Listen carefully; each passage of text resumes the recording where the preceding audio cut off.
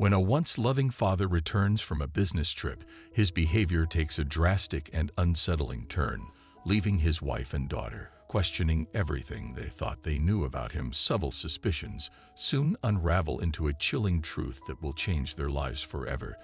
This is a story of love, betrayal, and the relentless pursuit of justice for a family determined to reclaim their bond. Before we dive into this story, let us know where you're watching from. And if you believe in the strength of family and the power of truth, be sure to like and subscribe for more. The sun streamed through the large living room window of the Jenkins household, casting a warm glow on the family. Seated around the dining table, George Jenkins, a tall man with kind eyes and an easy smile, passed a bowl of scrambled eggs to his wife, Sarah. She had an air of calm about her, her hands deftly serving their 8-year-old daughter, Andrea, who sat at the head of the table, swinging her legs under the chair. "Daddy, can we make pancakes next Saturday, the ones with the chocolate chips?" Andrea asked excitedly, looking up at George with wide, hopeful eyes. George grinned and ruffled her hair. "Of course, my little artist. Saturday pancakes are a sacred tradition." Andrea beamed and pulled a crayon drawing from her seat. "I made this for you to take on your trip. It's me, you, and Mommy in the park." She pointed at the stick figures in the colorful landscape.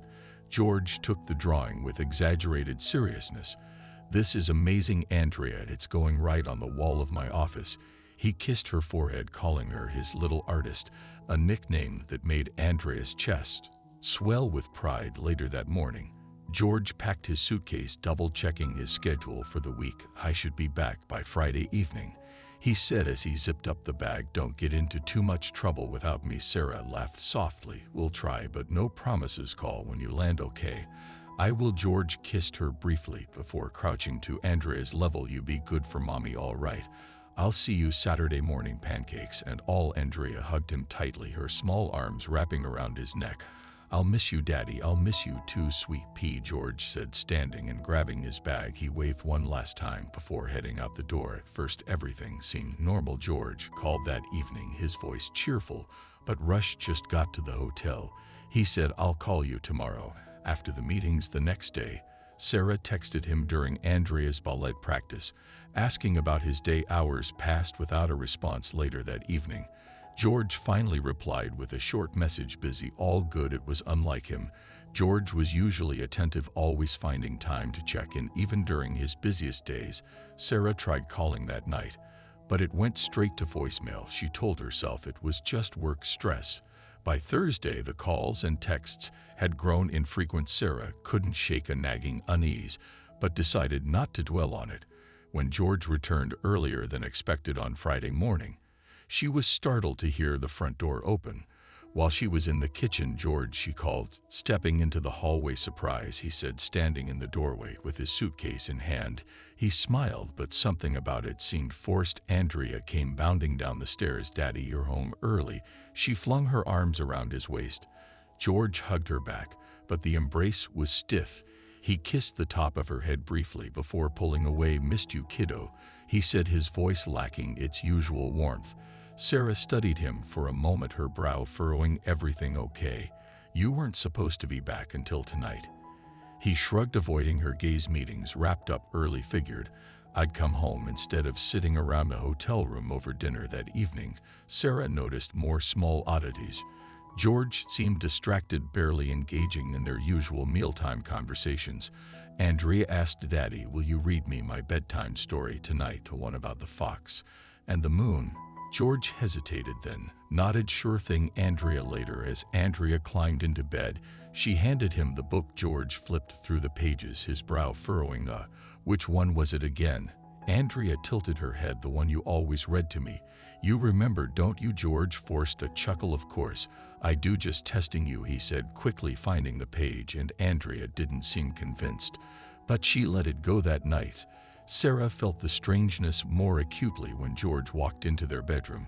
She handed him a cup of tea and said casually, "You're full of surprises today." George, coming back early, forgetting Andrea's story. He froze for a split second before smiling thinly. "Guess I'm just tired from all the traveling." Sarah nodded, but as he turned away, She noticed something else. He called her Sarah Ann. If was her full name, something he only used when joking or being playful tonight. It sounded odd. Andrea, meanwhile, couldn't sleep. The house was quiet, but something felt off. She tiptoed downstairs to get a glass of water. As she passed the living room, she saw her father standing by the fireplace.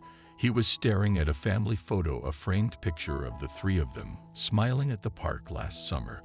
But his expression wasn't one of fondness or nostalgia. It was cold, calculating, and distant. Andrea stood frozen in the hallway, watching as George whispered under his breath. Almost there, her heart pounded in her chest. What did he mean? She hurried back upstairs, clutching her stuffed rabbit tightly. As she slid under her blankets, something about her father felt wrong. The morning after, Andrew overheard her father whispering to himself. By the fireplace, the house felt heavy, as though the warm energy that had once filled it had drained away. Andrea sat at the breakfast table, quietly chewing on her cereal. George flipped through a newspaper, his eyes scanning the pages, but showing no real interest. Sarah placed a steaming plate of eggs and toast in front of George. "Here you go," she said with a smile, expecting her usual thanks. George stared at the plate for a moment before pushing it away.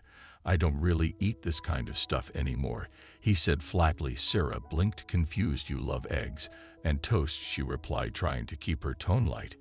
He shrugged. "Not anymore." Andrea frowned, looking at him curiously. "Do you still like pancakes, Daddy?" she asked hopefully, her small voice breaking the awkward silence. George didn't look up from the newspaper. "Let's not worry about pancakes, cakes," he said curtly. "We should focus on moving forward instead of clinging to silly traditions." Sarah and Andrea exchanged a glance, both unsure how to respond. Pancakes weren't just food in their household. They were a family ritual, a cherished moment of togetherness. For George to dismiss them so easily felt wrong. Later that day, Sarah walked past George's office and noticed the door was closed. That was usual. George never kept his office door shut, especially not on weekends. She knocked gently. "George, everything okay?" There was a pause before his muffled voice answered, "Just busy. I'll be out in a bit." Sarah hesitated, her hand lingering on the doorknob. She could hear him speaking on the phone, his tone low and serious. "No, it's too soon. I need more time. I'll have it all sorted soon. Just wait." Her heart sank as she walked away. What was he talking about? Andrea was feeling the changes even more acutely. She missed the small but meaningful moments with her father, the nicknames, the bedtime stories, the hugs that made her feel safe. One evening, as George stood by the kitchen counter sorting through papers, Andrea approached him cautiously. "Daddy, why don't you call me your little artist anymore?" George looked down at her, startled by the question. "What?" he asked, as though the nickname was unfamiliar to him. "You always used to call me that," Andrea said, her voice trembling. He forced a smile. "You're not little anymore, Andrea. You're growing up." She nodded slowly, not knowing how to respond. She didn't feel like she was growing up. She felt like she was shrinking. The following Saturday morning, Sarah woke up early, excited to surprise Andrea and George with their usual pancake breakfast. She could already imagine Andrea's delight as she loaded her pancakes with chocolate chips and syrup. By the time she set the table, Andrea had wandered down the stairs, her face lighting up when she saw the stack of pancakes. "Mommy, you made pancakes." Sarah smiled and kissed her on the forehead. "Of course. Go wake Daddy so we can eat together." Andrea raced up the stairs and returned a few minutes later, her expression downcast. "Daddy said he doesn't want any." Sarah felt her shake tighten. He said that. Andrea nodded. The two ate in silence. The pancakes didn't taste the same anymore. A few days later, Sarah noticed something strange. While doing the laundry, she pulled George's jacket from the hamper and felt something crumpled in the pocket. It was a receipt. She unfolded it and scanned the details. A designer store downtown, a purchase of an expensive necklace and dress. Sarah stared at the receipt, her stomach churning. He hadn't bought her jewelry in years. That evening, she confronted him. "George, can we talk?" she asked, as he stood by the sink, rinsing his coffee mug. He replied without looking at her.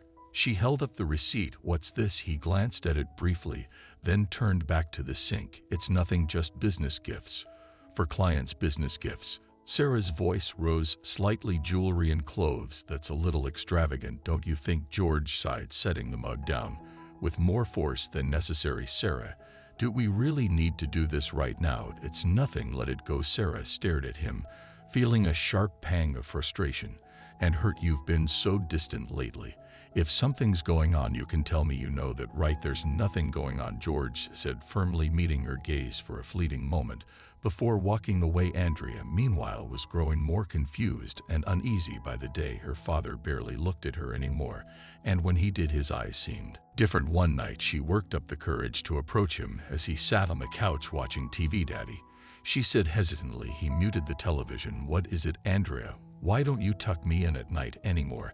She asked. George sighed, rubbing his temples. You're old enough to fall asleep on your own now. You don't need me to tuck you in. Andrea's lip quivered. But you used to. You always did. Well, things change, he said dismissively, turning the TV back on. Andrea went to bed that night feeling lonelier than ever. One evening, while George was in his office, Sarah walked by and heard him on the phone again. This time his tone was hushed but insistent. No, listen, I've got it under control, he said. We just need a little more time. I'll handle it. Sarah's heart raced as she pressed her ear closer to the door. Yes, George continued. Once everything's finalized, we'll have what we need. Just wait. That night, Sarah lay in bed beside George, her thoughts swirling. The man beside her felt like a stranger. She reached for his hand, hoping to find some semblance of the connection they once shared, but George pulled his hand away, his body stiff.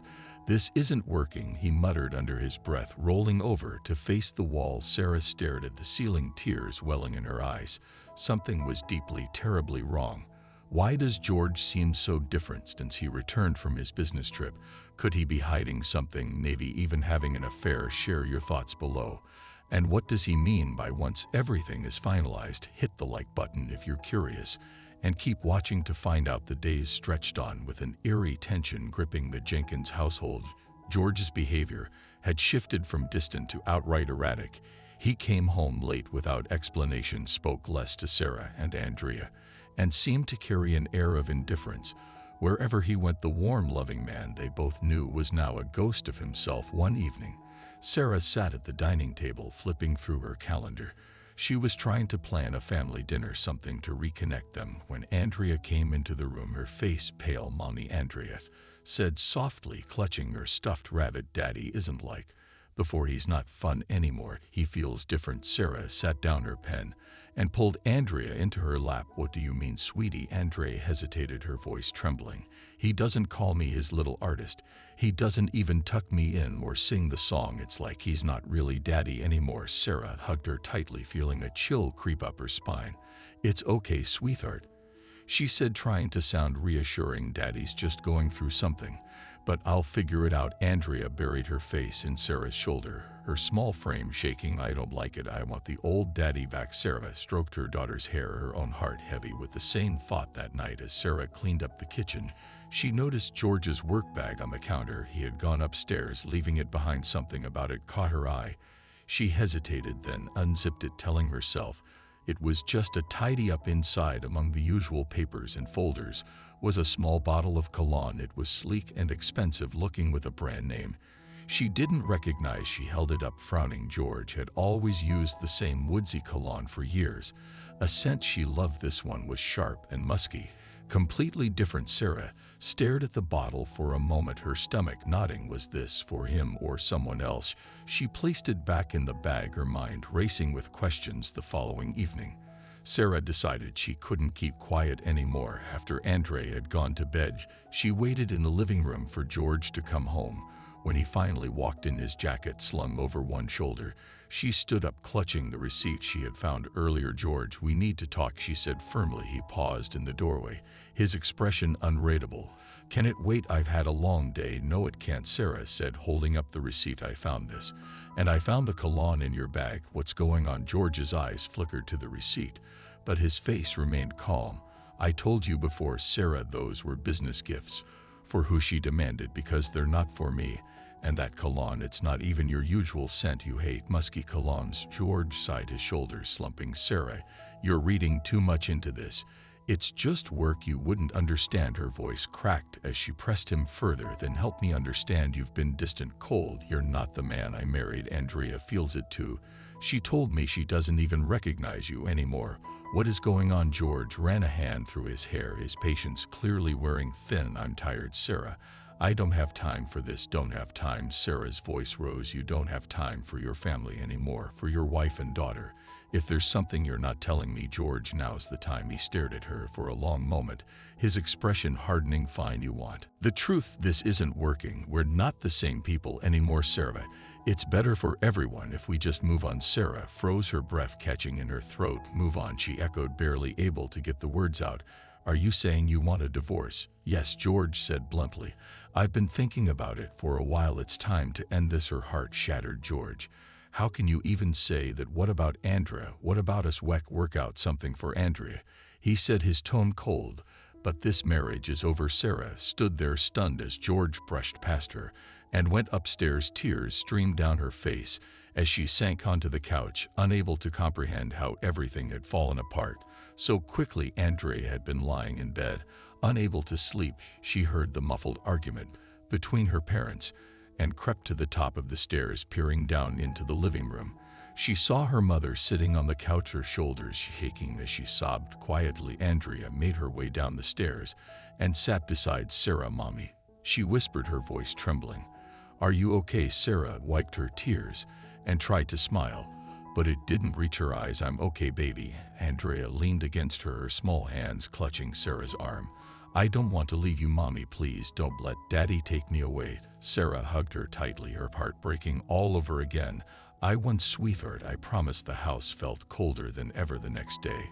George avoided both Sarah and Andrea, retreating into his office or leaving the house for hours at a time. Sarah tried to keep things normal for Andrea's sake, but the tension was palpable. Late that night, Andrea woke up thirsty and decided to go downstairs for a glass of water. As she passed George's office, she heard his voice. He was on the phone again, speaking in hushed tones. No, it's almost done, he said. Once the divorce is finalized, the money will be ours. Andrea froze, her heart pounding in her chest. She pressed herself against the wall, listening. Yeah, I've got everything lined up, George continued. She has no idea, just a little longer, and we'll be set. Tears welled in Andrea's eyes as she tiptoed back upstairs, her mind reeling. This wasn't her daddy. Her real daddy would never talk like that. She climbed into bed, clutching her stuffed rabbit tightly. She didn't know who this man was, but one thing was clear. He wasn't her father. Sarah sat in the law office, staring at the papers spread across the desk. Every line seemed to blur together as Linda, her lawyer, explained the strategy for the upcoming custody hearing. Sarah's fingers trembled slightly as she held her cup of coffee, trying to focus. You'll need to stay calm, no matter what happens, Linda said, her voice firm but kind. George's lawyer will come at you aggressively, probably trying to paint you as emotionally unstable. Don't give them anything to work with. Sarah clenched her jaw. Emotionally unstable? I'm trying to protect my daughter from a man who doesn't even feel like her father anymore. He's cold, manipulative, and something isn't right with him. Linda nodded. We'll argue that, but we need evidence. Keep documenting everything, his behavior, any strange actions. Andrea's discomfort. The judge will look at patterns. Sarah exhaled deeply, her chest tightening. I'll do whatever it takes. Andrea deserves better than this. Meanwhile, George had shifted his focus to Andrea. One evening, he walked into a room holding a small, brightly wrapped package. Got something for you, kiddo, he said, handing it to her. With a broad smile, Andrea opened it hesitantly, revealing a shiny bracelet adorned with little charms. She stared at it for a moment before muttering, thanks, Daddy. George sat on the edge of her bed, his tone soft but rehearsed. You know, Andrea, I just want you to be happy. Your mom's been really upset lately, but that doesn't mean we can't have fun, right? Maybe this weekend we'll go to the water park you've been asking about. Andrea nodded, clutching the bracelet.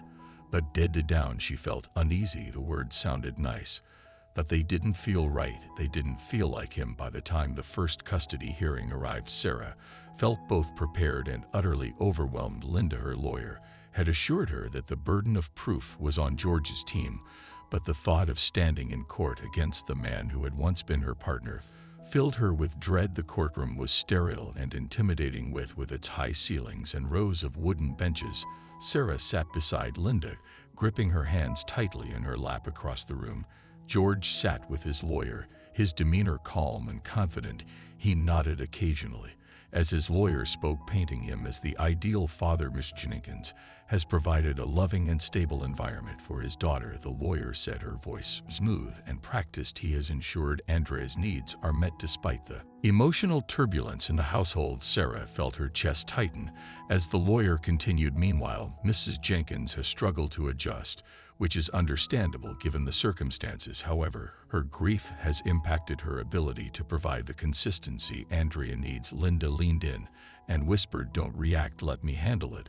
When it was Linda's turn, she stood and addressed the judge. "Your Honor, my client, Mrs. Jenkins, has been a devoted mother who has always prioritized Andrea's well-being. In contrast, Mr. Jenkins's recent behavior raises serious concerns. He has been secretive, manipulative, and dismissive of both Andrea's emotional needs and his own responsibilities as a parent." Linda presented evidence. Sarah had gathered the receipts for extravagant purchases, the text messages, and Sarah's testimony about George's distant behavior during the recess. Sarah and Andrea sat in the hallway outside the courtroom. Andrea clung to her mother's arm, her head resting on Sarah's shoulder. "Mommy," Andrea said quietly, "Daddy isn't like before. He knows things he shouldn't know." Sarah frowned, looking down at her daughter.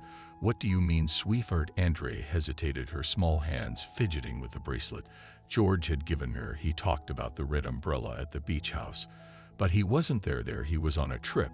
When we went." Sarah's stomach dropped. "Are you sure he mentioned it?" Andrea nodded. "He said something about how pretty it looked against the ocean. But only you and I saw it." Sarah's mind raced. How could George know about the umbrella? She thought back to the texts she had found. Keep her distracted. "We're almost there. What was he planning?" Back in the courtroom, George's lawyer continued building his case, subtly suggesting that Sarah's grief made her overly protective of Andrea. Sarah clenched her fists under the table, forcing herself to stay calm, as Linda had advised. Then it happened. Andrea stood up suddenly, her small voice cutting through the room. "He's not my dad." The courtroom fell silent. Every head turned toward the little girl standing in the middle of the aisle, her fists clenched at her sides. "What did you say, Andrea?" the judge asked, her tone gentle but firm. The courtroom was eerily quiet as Andrea stood in the center of the aisle, her small voice breaking the silence. All eyes were on her, but her gaze remained fixed on the judge. Her hands trembled, but she didn't back down. "He's not my dad," Andrea repeated, her voice stronger now. "He looks like him, but he's not." The judge leaned forward, her tone measured. "Andrea, can you explain what you mean? Why do you think this man isn't your father?" "Father?" Andrea took a shaky breath, glancing at Sarah, who gave her an encouraging nod. "He doesn't act like Daddy anymore. He calls me the girl, my real dad. Always called me his little artist." The murmurs in the courtroom grew louder, and the judge banged her gavel order. She turned back to Andrea, her expression softening. "Go on, Andrea. What else makes you feel this way?" Andrea fidgeted with her hands, her voice trembling again. "I heard him on the phone one night. He said something about the money and how everything would be fine once things were finalized. And he doesn't feel like Daddy. He's mean now, and he doesn't care about me or Mommy." The judge glanced at George, now visibly tense, his jaw tight and his fists clenched. "Mr. Jenkins, do you have anything to say about this?" George stood, his voice sharp. "She's just a child. She's confused. I've done everything I can for her, and this is how I'm treated. This is absurd." The judge raised her hand, silencing him. "Sit down, Miss Jenkins.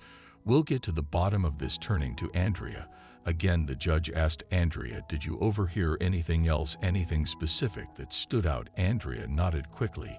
"He said once the money is ours, it'll all be over." The courtroom erupted in hushed whispers as Sarah pulled Andrea close, whispering, "You're so brave, sweetheart." The judge leaned back in her chair, her face unreadable given the severity of these allegations. "I'm ordering immediate DNA testing to confirm Mr. Jenkins' identity." "George, or the man pretending to be George?" Went pale. "That's ridiculous," he snapped. "I'm her father. There's no need for this." "Then you have nothing to worry about," the judge said curtly, motioning to a BFF. "Until the results are confirmed, I'm placing Mr. Jenkins in temporary detention for questioning." The courtroom had descended into an eerie silence as the DNA test results were presented. The judge's calm yet commanding voice echoed on through the room. "This court has determined, based on the DNA evidence provided, that the man claiming to be George Jenkins is not Andrea Jenkins' biological father." Sarah felt the weight of the words crash over her like a wave. Her hands trembled. As she gripped the edge of the table, her mind struggling to process the revelation, Andrea clung tightly to her arm, her wide eyes filled with fear and confusion. Across the room, the man they all believed to be George stood abruptly, his face a mask of faint outrage. "This is absurd," he shouted. "You've got it wrong. That test is a mistake." The judge raised her hand, her tone firm. "Mr. Jenkins, or whoever you are, these results are conclusive. You are not Andrea's biological father." The murmurs in the courtroom grew louder, a ripple of shock spreading through the gallery. "You have no idea what you're doing," the imposter snapped, his voice rising. "I am George Jenkins. I've lived in that house. I've provided for my family, BFFs." The judge said sharply, "Detain him for further questioning. We'll get to the bottom of this." Two BFFs approached the imposter, but he took a step back, his eyes darting around the room. "You're making a huge mistake," he said, his voice low and dangerous. "Escort him out." The judge ordered. The BFFs grabbed him by the arms, and he didn't resist, but his gaze locked onto Sarah. As he was led away, his expression sent a chill down her spine, a cold, calculating look that felt utterly foreign. The interrogation room was stark and harshly lit, the atmosphere heavy with unspoken truths. The man sat slouched in his chair, his expression an unreadable mask. He hadn't said a word since being escorted, in his silence an act of defiance. The detective sitting across from him adjusted the folder on the table, his calm demeanor unwavering. "All right," the detective began, "let's skip the formalities. We know you're not George Jenkins. The DNA confirms that, so why don't we start with your name?" The man smirked, but said nothing. "You're not helping yourself," the detective pressed. "We're already looking into every detail of your movements. It's only a matter of time before we figure this out. You might as well make it easier on yourself." The man finally leaned forward, his voice low and sharp. "You want my name? Fine. It's Victor Jenkins." The detective raised an eyebrow, his pen hovering over his notepad. "Jenkins. So what's the connection to George?" Victor's smirk deepened, his eyes glinting with bitterness. "We're twins." "TS, didn't see that coming, did you?" In the observation room, Sarah's breath hitched. "Twins," she whispered, her mind racing.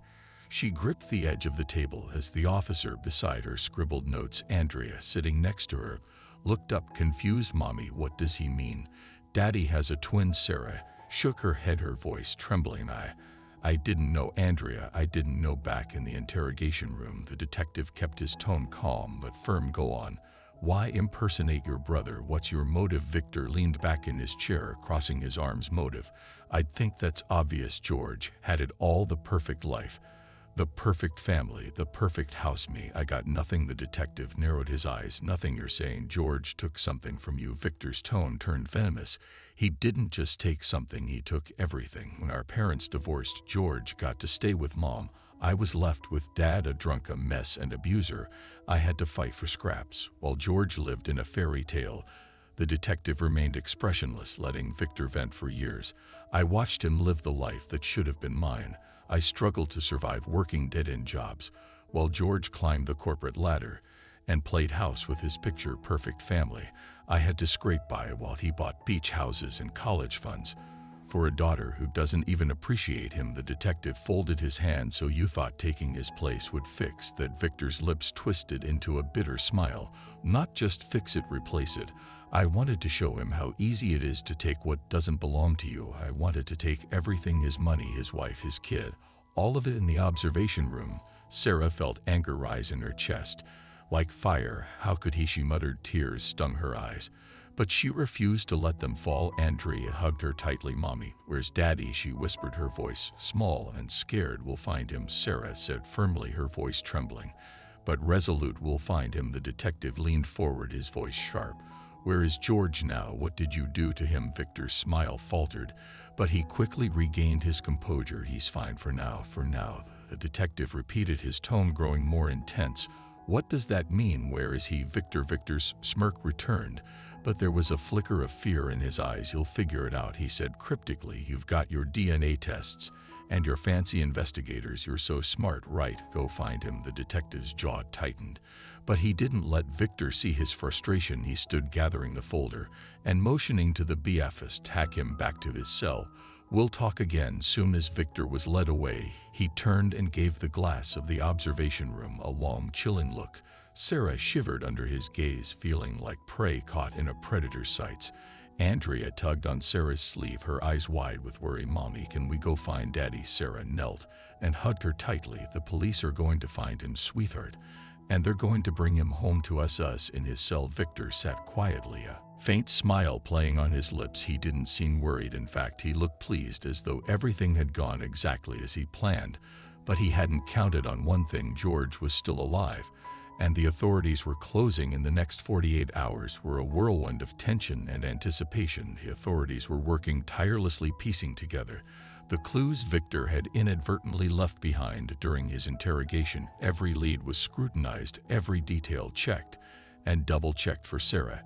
It felt like an eternity. She sat in her living room, clutching her phone tightly, waiting for any update. Andrea sat beside her on the couch, a blank piece of paper in front of her. She had been quietly drawing since the police left her small hands occasion. Allie shaking as she gripped the colored pencils. Finally, she held up her work, a picture of their family, all holding hands with the words "Come home, Daddy" written in bold letters at the top. "Do you think they'll find him, Mommy?" Andrea asked, her voice trembling. Sarah leaned down and kissed the top of her daughter's head. "Yes, baby, they'll find him, and he'll come home to us." Andrea clutched the drawing tightly to her chest, whispering, "Please bring Daddy back." In the police station, a lead finally broke through. A detective entered the briefing room holding up a crumpled receipt. "We found this in Victor's belongings, a rental car receipt. It places him in a remote area about 4 hours from here." Another detective chimed in, pulling up GPS data from Victor's phone. "There's more. He made repeated visits to an abandoned cabin deep in the woods. It's in a secluded area, not on any main roads. If he was keeping George anywhere, this is the place." A small team of officers was dispatched immediately, their vehicles speeding down long, winding roads toward the remote region. As the police prepared for their raid, Sarah and Andrea waited anxiously at home. Every minute felt like an hour. The cabin stood isolated, surrounded by towering trees and overgrown brush. It was small and dilapidated, with boarded-up windows and a padlock on the front door. The air was thick with tension. As the police surrounded the structure, they moved cautiously, their weapons drawn, ready for anything. "On my count," the lead officer whispered, gesturing to the others.